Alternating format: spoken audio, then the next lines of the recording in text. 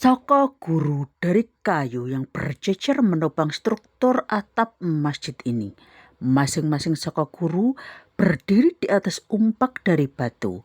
Umpak batu dihias dengan warna emas dan bagian bawah tiang dihias dengan ukiran yang meruncing juga berwarna emas. Batang saka guru terbuat dari batang kayu berukuran besar. Di profil sekelilingnya dicat dengan warna hijau muda. Di setiap pertemuan saka guru dengan soko alangnya juga dihias dengan ukiran yang meruncing berwarna emas. Hampir seluruh materi kayu di dalam masjid ini dicat dengan warna hijau muda.